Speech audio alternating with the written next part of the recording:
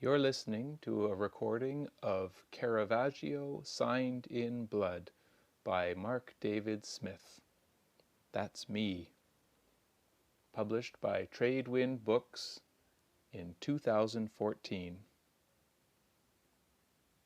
For Mary, my gesso, and Miranda, Megan, and Miles, my ground. Chapter 1. Empty Barrels and Angry Men. Gli uomini possono secondare la fortuna, e non opporsegli, possono tessere gli orditi e non romperli. Men can assist fortune, but they cannot resist her. They may weave her webs, but they cannot break them. Niccolò Machiavelli.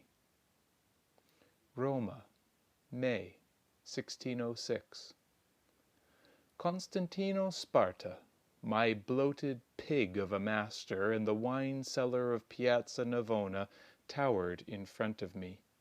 He pointed at 3 stacks of oaken wine barrels in the shade of the courtyard wall. "Those?" he barked, flicking his massive index finger toward the middle stack. "Scrape 'em out good, and send them to Signor Antonio. These," he continued, pointing to the stack on the left, "put 'em in the cellar. And those over there, you leave 'em the hell alone." He scowled. "I'm going to meet Antonio, and I'll be at the Movida till late tonight. You'd better finish your work by the time I get back, or by Jesu, you'll sweat for it." "Va bene," I replied. "Fine." The wine storage room in the cellar, which also served as my sleeping quarters, had 2 sets of staircases leading down to it. One ran from the interior hall just behind the shop, and the other was behind a set of double doors, where that fat ox was now standing. Constantino pulled down the brim of his hat and plodded out the alley gate, his barrel-shaped torso shifting from side to side. I feel like sticking a spigot into him. I had already scraped 1 stack of junk barrels, whose oak flavor had leached out. Later, Constantino would affix new wafer-thin oak planks to their insides to pass them off as usable. I turned to the middle stack of casks, which were going to be used for an even more knavish plan, one hatched with Signor Antonio. A bookseller to the rich, he had a shop directly across the piazza from ours. Above his premises was a printing press where he produced illegal editions of popular books. Constantino smuggled these out in his wine barrels. The barrels were open and empty, their gaping maws pointing toward me like a cannon. I picked one up and set it onto a stand.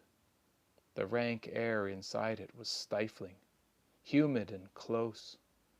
I leaned in and pulled the 2-handled draw knife toward me, slicing the old stained wood into purple curls. The fresh wood beneath looked clean, renewed. It gave me hope that things could change.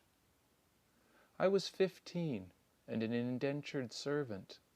After my mother's death, I might have continued living with Javier, her second husband, if he hadn't lost his ships in a storm. It was Constantino who offered to pay off the resulting debt in exchange for my labor.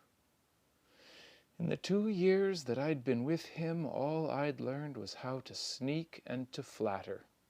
Other boys my age were well into their apprenticeships. Me? If I stayed with this master, I'd end up either a crook and a fraud like him, or a beggar on the streets. After I had scraped my 3rd barrel, my draw knife began to snag.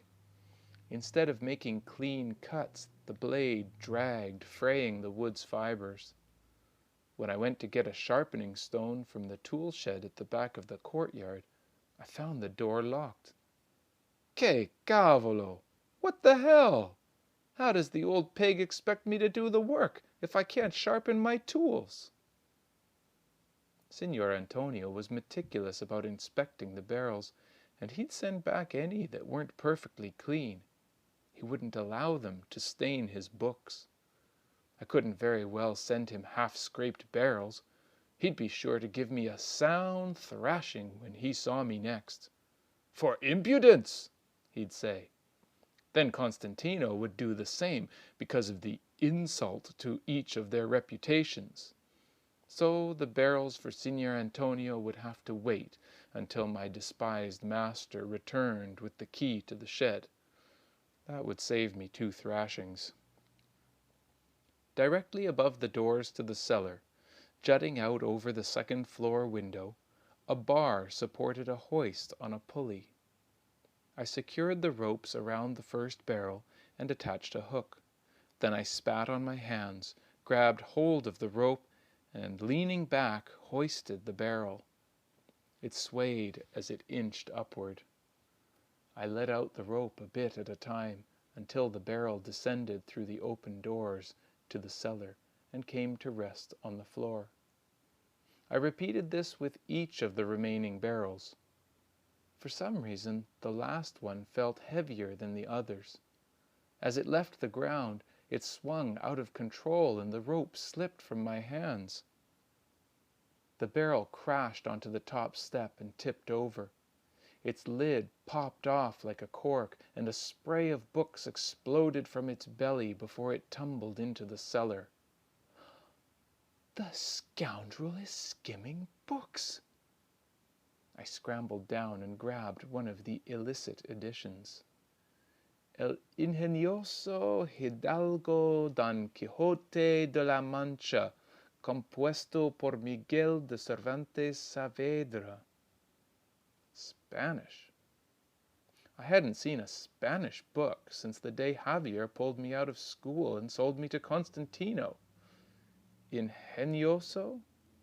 Ingenioso in Italian. The languages aren't so different, really. Everybody knew a little Spanish, at least everybody at home in Sardinia. But reading it? The only thing I'd read in my 2 years away from home were Constantino's scribbled errand lists. But I might be able to read this. Pleased, I tucked the book into the back of my breeches and pulled my shirt down over it. For later. I didn't think it likely that anyone would miss a single book from a whole barrel full of them. People miscount. But they would notice that a few were scuffed. Que cavolo! What else can go wrong? Yet another beating! Just then the alley gate swung open. "Babbo! Garzone! Boy!" I ran back up the cellar stairs into the courtyard. A man in his early 20s had strolled in. He was poking at his teeth with a small metal toothpick. An older man with a black mustache and the rough, chiseled face of an unfinished statue followed behind. Ranuccio and Giovan Tomassani were brothers who controlled the alleyways and taverns from the Ponte district to Campo Marzio. Giovan was capo distrettuale, district head, a position of authority just below magistrate. He was always bragging in the tavernas about how his family had served under the Duke of Parma, fighting against the heretics. Connections. If only I had connections. "Where's Constantino?" Ranuccio rested one hand on the hilt of his sword and leaned into the doorway to look inside. Giovan lurked behind him. Only 2 kinds of people in Roma carried swords: those who enforced the law and those who had contempt for it. "On an errand," I answered. "Come here, boy," Ranuccio said, crooking his finger at me. I was afraid to approach either of them, but more afraid to say no. So I did as he asked, glancing toward the alleyway in case I had to make a break for it. "What's that tub of lard up to?" Ranuccio put his arm around my neck and pulled me toward him menacingly. "I don't know, Signor. He never tells me anything. Maybe you could come back tomorrow and ask him." "Tomorrow?" Giovan snorted. "Are you crazy? It's the anniversary of Pope Paul V. Tonight's the movida, then tomorrow the flotilla." "Please, Signori, I must return to my work." I slipped out from under Ranuccio's arm and began to collect the spilled books. "The wine business isn't doing so well, eh?" sniggered Giovan. He picked up one of the volumes. "Times must be tough," remarked Ranuccio. I couldn't think of a safe reply. "I wonder what he's doing with Signor Antonio's books," Giovan mused aloud. "An odd arrangement, very odd indeed," Ranuccio added, shaking his head. "I don't know anything about his business, Signor. I just clean the barrels." "It looks like the fat man is skimming from Signor Antonio, wouldn't you say, Ranuccio?" Giovan asked, turning the book over in his hands. "Must be lucrative." "I don't know anything about it." Without warning, Ranuccio seized a book and smashed it on the bridge of my nose. I recoiled in pain, covering my face with my hands. "We'll return this to Signor Antonio for you," he said, waving the book in the air. "Be sure to tell your master," called Giovan, and they left, laughing and clapping one another on the back. My nose didn't bleed for long, but Dio was it sore. I lowered the damaged barrel into the cellar for repair. Just as I tossed the lid in after it, the shop bell clanged. "Beppo, where are you?" It was the man who lived at the home of Cardinal Del Monte. His surly voice, with its northern accent, threw a chill up my spine. I rushed to the front of the shop. The visitor was dressed all in black, silhouetted against the sunlight like a threat. I invited him inside. His clothes were tattered and filthy, as though he slept in them and never bathed. Black leggings with holes at the knees, breeches and doublet faded to charcoal. Even his beard and the thick curly hair under his hat were dark. Only his linen shirt and collar were white. If I had not known him, I might have thought him a beggar or a traveler who had been accosted by bandits, not the most famous painter in all of Italia. His name was Michelangelo di Merisi da Caravaggio, although he was known simply as Caravaggio, after the town of his boyhood. Those who knew him knew to avoid him. "Signor Caravaggio, I'm sorry, I was busy out back." "Where's your fat swine of a master, boy?" "I don't know," I shrugged. "He's not here." "He owes me 10 scudi from the last painting he sold. Now be a resourceful boy and get me the money." "Actually, he owes me more than that, but I'll take the 10, unless you can find 20. That would square his debt completely." "Signor Caravaggio, he keeps his money on his person." I was not going to give him any of the money hidden in the wall behind the basket of fruit, the one painting still gracing the shop. "Prego, signor, please. I must get back to my work." "Maybe, Garzone, maybe. Or maybe he hides it somewhere." The painter began walking around the room, running his finger slowly along the paneling. "Come back later, signor. Here," I cried, snatching a bottle from a straw-filled crate. "Take this wine as a gift." He grasped it, pulled the stopper, and lifted the bottle to his lips. He had gulped half of its contents before he lowered it again. "Constantino's wine is merda! Crap!" He turned the bottle upside down, spilling the wine onto the floor, and tossed the empty bottle back to me. Then he turned and faced the painting that hid Constantino's money stash. When he used to sell my art, then he had something worth buying. His finger traced the edge of the painting, mere inches away from Constantino's purse. Do you know how many of these damned still lifes I used to make? Frankly, this one's rubbish compared to the others. Still, it's worth more than 20 scudi. He placed his hands on either side of the frame, as if about to snatch it away. Ah, I want cash, not yesterday's fruit. He dropped his hands and turned toward the door. I'll be back. You just make sure he has that money ready, or next time it won't be wine I spill. He walked out into the sunlight, muttering under his breath. As evening drew near, I ate a meal of stale bread and onions.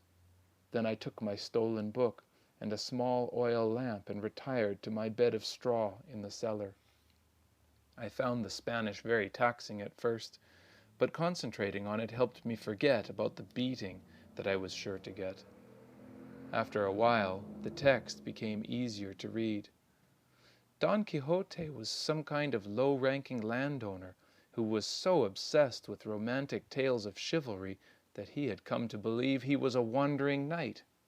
He saw every common woman he met as a noble lady in distress. Of course, madness is funnier in stories than in real life, and more obvious, too. In real life, it's often hard to tell cruelty from madness, or madness from genius. I read late into the night. I must have fallen asleep, for I awoke to the sound of the cellar door banging open and the wooden steps groaning under a heavy weight. Beppo, you worthless slug! I rolled over. Signor, I murmured, rubbing my eyes. My master grabbed me by my shirt collar and dragged me upstairs. He smelled of sweat and stale wine. Signor, please, don't! He pulled me through the hall and threw me onto the courtyard floor in front of the remaining unscraped barrels. What are these barrels still doing here? I couldn't finish scraping them because... You lazy good-for-nothing! He drove his boot into my ribs. Antonio was expecting these. You made me look like a fool. He kicked me again. Aiuto! I yelled. Help! I'll teach you, Constantino shouted, shaking his fist.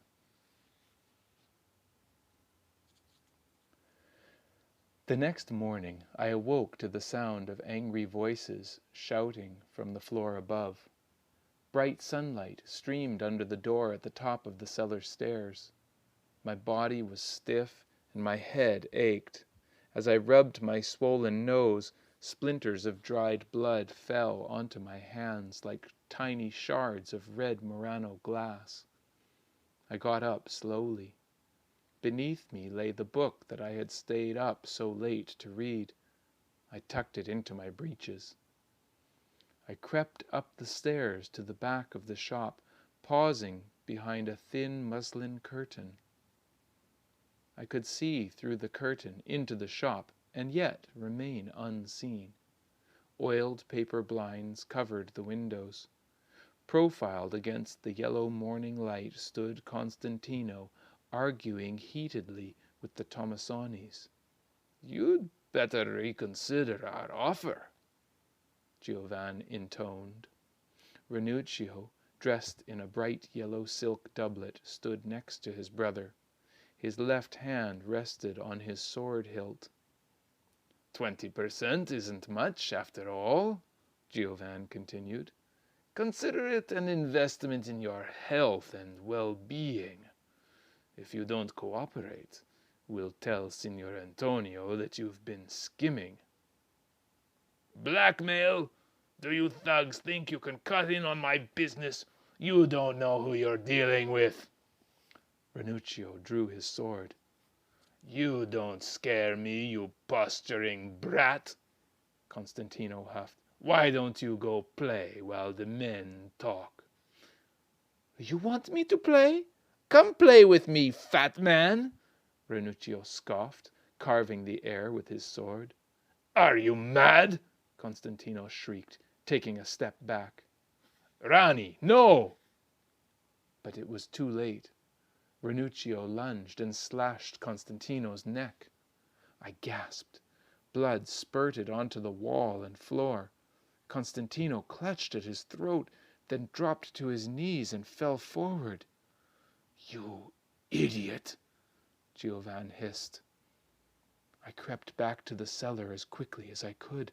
I climbed into a barrel and tucked my knees into my chest. The sound of boots followed me downstairs. The Tomasanis must have heard me retreating. I pulled the barrel's lid shut just as they entered the room. Nessuno, Ranuccio said. There's no one here. Maybe, Giovan replied. Let's get out of here. I waited until I was sure they had gone. Then I rocked my barrel over and wriggled my way out. I was shaking as I made my way up the stairs. The front room was quiet. I threw back the muslin curtain and stared in horror.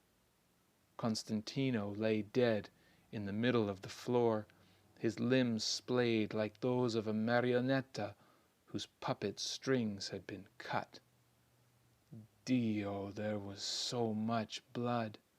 It was thick and almost black like scorched oil. I stood there transfixed, trying to figure out what to do next. At that moment, Maria, the washerwoman, bustled through the front door of the shop with a sack of laundry. She dropped the clothes in the doorway and screamed. Then she ran out into the piazza, shouting, "Polizia! Police!"